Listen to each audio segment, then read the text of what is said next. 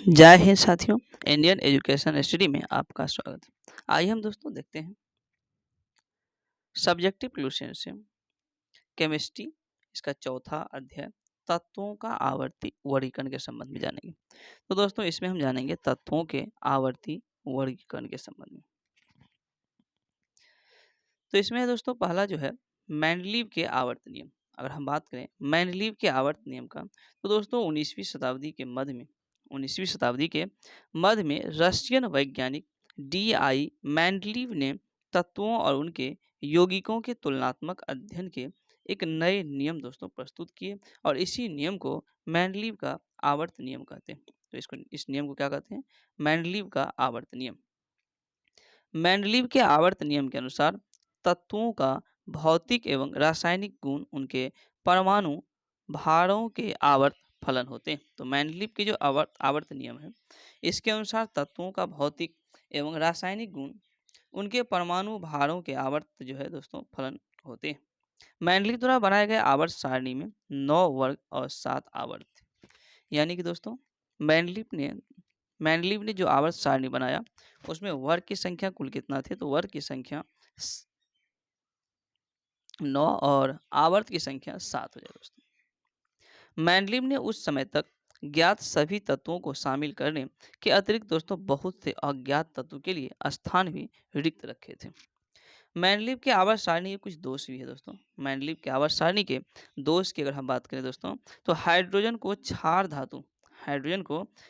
धातु एवं हैलोजन जैसे दोहरे व्यवहार के कारण दोनों वर्गों में रखा है।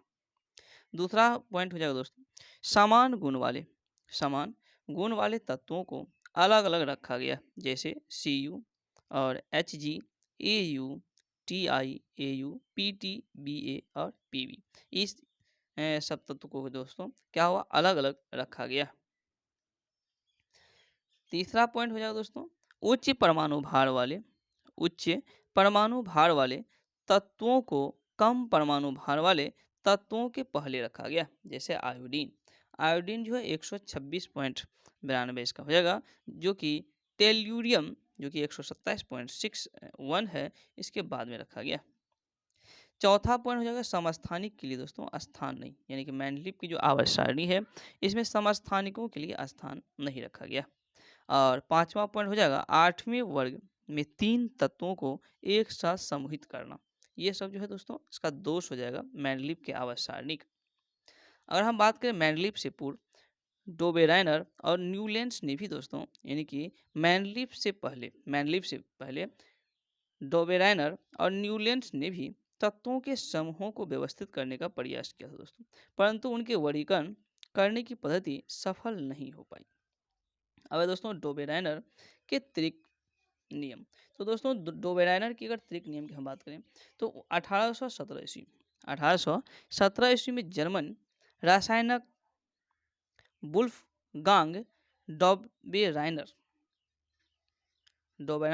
डोबेराइनर का त्रिक नियम के अनुसार 1817 ईस्वी में जर्मन रासायनक वुल्फगांग डोबेराइनर ने 3 तत्वों वाले कुछ समूहों को दोस्तों चुना और उन समूहों को ही क्या कहा? त्रिक कहा। उस समय तक ज्ञात तत्वों में केवल 3 त्रिक ही वे ज्ञात कर पाए। फलस्वरूप वर्गीकरण की यह पद्धति असफल रही। इस प्रकार डोबेराइनर का जो त्रिक नियम है दोस्तों क्या हुआ? असफल रहा। अब है दोस्तों अष्टक का नियम, जो कि न्यूलैंड्स ने दिया था, इसलिए इसको न्यूलैंड्स का अष्टक का सिद्धांत भी कहते हैं, जो कि 1865 ईस्वी में दोस्तों अंग्रेज वैज्ञानिक जॉन न्यूलैंड्स ने ज्ञात तत्वों को परमाणु द्रव्यमान के आरोही क्रम में व्यवस्थित किया तथा 56वें तत्व थोरियम पर समाप्त कर दिया। तो न्यूलैंड्स का दोस्तों अष्टक नियम जो है थोरियम पर क्या होता है? यह समाप्त हो जाता है, 56वें तत्व है। और उन्होंने इसमें पाया कि प्रत्येक 8वें तत्व का गुणधर्म पहले तत्व के गुणधर्म के दोस्तों क्या है? समान है।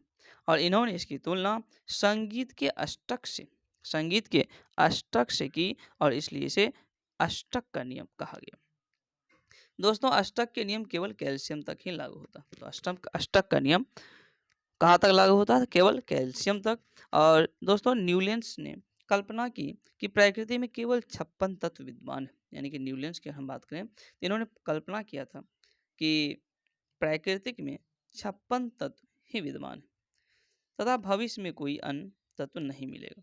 लेकिन उल्टा हो गया, भविष्य में कई अन्य तत्व जो है आ गए और कई अन्य तत्व मिले। वर्तमान की हम बात करें तो फिर देखेंगे आधुनिक आवर्त सारणी में इसके बारे में।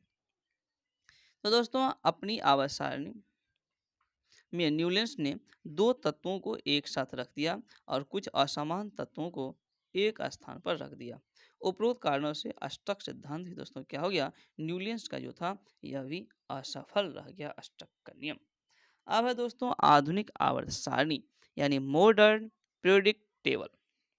तो दोस्तों आधुनिक आवर्त सारणी की हम बात करें तो यह मोजले के नियम पर आधारित है। तो दोस्तों आधुनिक आवर्त सारणी किसके नियम पर आधारित हो जाएगा, यह मोस्टली मोस्टली यानी कि यह मोजले कहिए उसके जो है नियम पर क्या है आधारित है। और इसके अनुसार तत्वों के गुण उनके परमाणु संख्या के आवर्त फलन होते हैं। तो क्या होते हैं, परमाणु संख्या के क्या होते हैं, आवर्त फलक होते हैं। दोस्तों गुण देखेंगे, फिर वर्ग में ऊपर से नीचे जाने पर और फिर आवर्त में बाएं से दाएं जाने पर क्या होता है, जैसे परमाणु का आकार। तो दोस्तों परमाणु के आकार की अगर हम बात करें तो आवर्त सारणी के यानी कि आवर्त सारणी में वर्ग में ऊपर से नीचे आने पर क्या होगा, परमाणु का आकार बढ़ेगा। विद्युत धनात्मक जो है दोस्तों ये भी क्या होगा, बढ़ेगा। हालांकि आयनन ऊर्जा, विद्युत ऋणात्मकता, इलेक्ट्रॉन प्रति ये सब क्या होगा दोस्तों, ये सब तीनों घट जाएगा। लेकिन आवर्त सारणी में बाएं से दाएं जाने पर परमाणु के आकार घटेगा दोस्तों, परमाणु का आकार क्या होगा, घटेगा। विद्युत धनात्मकता भी क्या होगा, घटेगा। आयनन ऊर्जा बढ़ेगा, विद्युत ऋणात्मकता बढ़ेगा और फिर इलेक्ट्रॉन प्रति भी क्या हो जाएगा दोस्तों, बढ़ जाएगा। आधुनिक आवर्त सारणी, आधुनिक जो आवर्त सारणी है दोस्तों इसकी संख्या, आधुनिक आवर्त सारणी में आवर्त की संख्या 7 होती है। तो आवर्त की संख्या कितना हो जाएगा, 7। एवं वर्ग संख्या कितना, 9 होती है। वर्ग 1 से 7 तक दो उपवर्ग ए एवं बी में बटे। इस प्रकार दोस्तों उपवर्ग सहित कुल वर्गों की संख्या 18, यानी कि दोस्तों आधुनिक आवर्त सारणी में उपवर्ग सहित कुल वर्गों की संख्या कितनी है, तो कुल 18। प्रत्येक आवर्त का प्रथम सदस्य एक क्षार धातु। तो दोस्तों प्रत्येक आवर्त का प्रथम सदस्य कैसा धातु है, तो एक क्षार धातु है। और अंतिम सदस्य कोई अक्रिय गैस है, यानी कि इनर्ट गैस है दोस्तों। सिर्फ पहले आवर्त का पहला सदस्य हाइड्रोजन है जो कि क्या है दोस्तों, एक अपवाद है। आवर्त सारणी में ज्ञात रासायनिक तत्वों में से केवल 11 सामान्य वायुमंडलीय परिस्थितियों में गैसीय रूप में होते हैं दोस्तों। आधुनिक आवर्त सारणी में परमाणु संख्या 57 से 71 तक को लेंथेनॉइड श्रेणी कहते हैं दोस्तों। तो दोस्तों आधुनिक आवर्त सारणी में परमाणु संख्या 57 से 71 तक के क्या कहते हैं, इसको लेंथेनॉइड श्रेणी कहते हैं। और परमाणु संख्या 89 से 103 तक को एक्टिनॉइड श्रेणी कहते हैं। क्या कहते हैं दोस्तों, तो एक्टिनॉइड श्रेणी हो जाएगा। कहाँ से कहाँ तक, 89 से 103 तक और 57 से 71 तक लेंथेनॉइड श्रेणी। अगर हम बात करें दोस्तों दुर्लभ मृदा आवर्त सारणी में, दुर्लभ मृदा आवर्त सारणी में ज्ञात 118 रासायनिक तत्वों में से 17 तत्वों का एक प्रमुख समूह है दोस्तों। और प्रमुख रूप से लेंथेनॉइड समूह के रासायनिक तत्वों के 15 तत्व और एस्केंडियम और इट्रियम को सम्मिलित रूप में दुर्लभ मृदा धातु के नाम से दोस्तों जानते हैं। दुर्लभ मृदा धातु विभिन्न प्रकार के इलेक्ट्रॉनिक सामानों, disk drives, MP3 players, miniature chargeable batteries, display TV monitor, night vision चश्मा, मोबाइल फोन आदि के निर्माण में विविध रूप से प्रयोग होता है। मिसाइल निर्देश प्रणाली, jet fighter engine, under water mine detectors आदि के निर्माण भी दोस्तों इसका व्यापक महत्व है। वैश्विक स्तर पर दोस्तों दुर्लभ मृदा निक्षेपों भंडारों के मामलों में चीन का जो है दोस्तों वैश्विक स्तर पर क्या है, पहला स्थान है। उसके बाद क्रमशः ब्राजील, ऑस्ट्रेलिया और भारत, यानी भारत का दोस्तों इस क्रम में चौथा स्थान है। फिर अमेरिका पांचवा और मलेशिया का स्थान।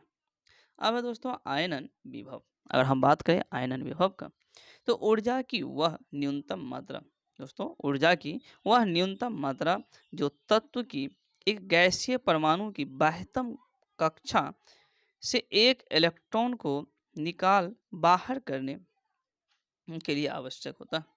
अब दोस्तों इलेक्ट्रॉन बंधुता, अगर हम बात करें इलेक्ट्रॉन बंधुता का, तो जब उदासीन परमाणु के इलेक्ट्रॉन ग्रहण करता है, जब उदासीन परमाणु एक इलेक्ट्रॉन ग्रहण करता है तो उसके फलस्वरूप उत्पन्न ऊर्जा को ही दोस्तों क्या कहते हैं, इलेक्ट्रॉन बंधुता कहते हैं। वर्ग 7a तत्वों की इलेक्ट्रॉन बंधुता दोस्तों क्या होता है, उच्च होती है। तो वर्ग 7a के तत्वों की इलेक्ट्रॉन बंधुता उच्च होती है। सबसे अधिक दोस्तों इलेक्ट्रॉन बंधुता क्लोरीन की होती है। तो सबसे अधिक इलेक्ट्रॉन बंधुता किसकी, क्लोरीन की। अब दोस्तों विद्युत ऋणात्मकता, अगर हम बात करें विद्युत ऋणात्मकता की, तो दोस्तों किसी तत्व की परमाणु की वह क्षमता जिससे वह साझेदारी की इलेक्ट्रॉन जोड़ी को अपनी ओर खींचती है, उसे उस तत्व की विद्युत ऋणात्मकता कहते हैं दोस्तों। जैसे E बराबर आयनन विभव प्लस इलेक्ट्रॉन बंधुता बटे 5.6। फ्लोरीन की हम बात करें दोस्तों, फ्लोरीन की विद्युत ऋणात्मकता सबसे अधिक होती है। तो सबसे अधिक दोस्तों विद्युत ऋणात्मकता किसकी होगी, यह फ्लोरीन की। निष्क्रिय गैस की हम बात करें दोस्तों, निष्क्रिय गैस, तो निष्क्रिय गैसों का गलनांक निम्न होता है। तो दोस्तों निष्क्रिय गैसों का गलनांक क्या होता है, निम्न होता है। वही वर्ग 4a के तत्वों का गलनांक दोस्तों उच्चतम होता है। आवर्त सारणी में अत्यधिक विद्युत ऋणात्मकता हैलोजन का। तो आवर्त सारणी में अत्यधिक विद्युत ऋणात्मकता दोस्तों किसका, हैलोजन का है। और अत्यधिक विद्युत धनात्मकता क्षार धातुएं उत्कृष्ट गैस द्वारा अलग होते हैं। तो यहाँ पर दोस्तों चौथा जो अध्याय है यहाँ पर समाप्त होता है दोस्तों। अगर ये वीडियो आपको पसंद है तो कृपया इसे लाइक करें, चैनल पर अगर आप नए हैं चैनल को सब्सक्राइब करें और अपने दोस्तों में शेयर करें। Thank you.